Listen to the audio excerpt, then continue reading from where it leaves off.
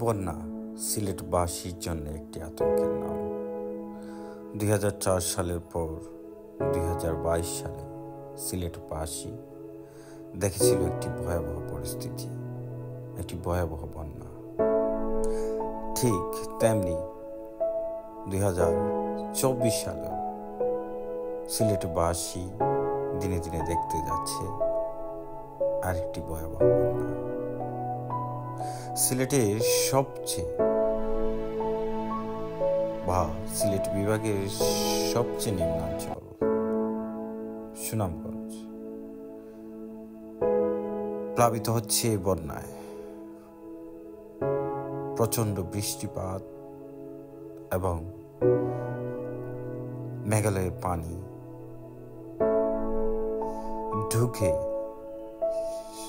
সিলেটের নিম্নাঞ্চল সুনামগঞ্জ প্লাবিত হচ্ছে আরেকটি ভয়াবহ বন্যায়।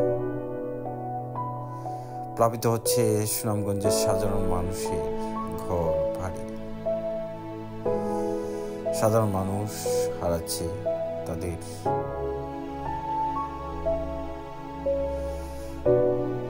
গরু ছাগল, ভেসে যাচ্ছে তাদের গৃহপালিত পশু বন্যার পানিতে ভেসে যাচ্ছে, ডুবে যাচ্ছে সাধারণ মানুষের ঘর বাড়ি, প্রায় ডুবেই গেছে। 2 দিন যাবৎ ছিলাম সুনামগঞ্জে।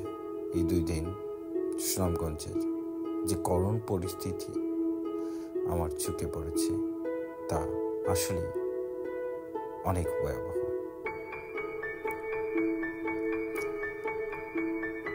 প্রতি বছরই কিছু না কিছু পানির নিচে এই সুনামগঞ্জের মানুষ থাকে।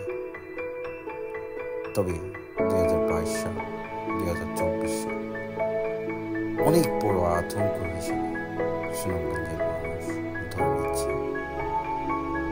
তাদের সবকিছু ভেসে যাচ্ছে, সবকিছু ভেসে যাচ্ছে বন্যার পানিতে। ডুবে যাচ্ছে রাস্তাঘাট,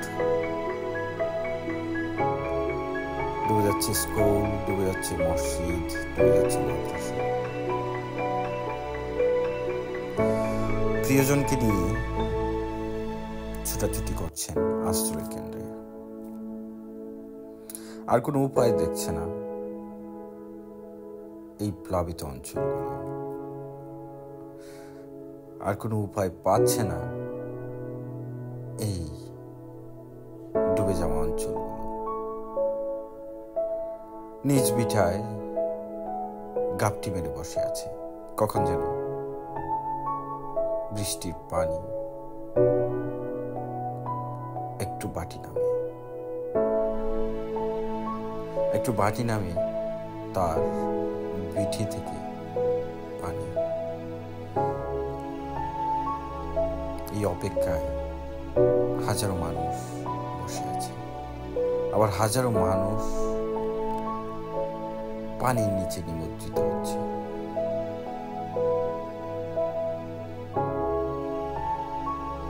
যোগাযোগ ব্যবস্থা বন্ধ হয়ে যাচ্ছে। কোনো উপায় না পেয়ে রাস্তায় গাড়িগুলো তার উঁচু স্থানে রেখে নিজ ভিটায় স্বজনদের উদ্ধারের কাজ করছে।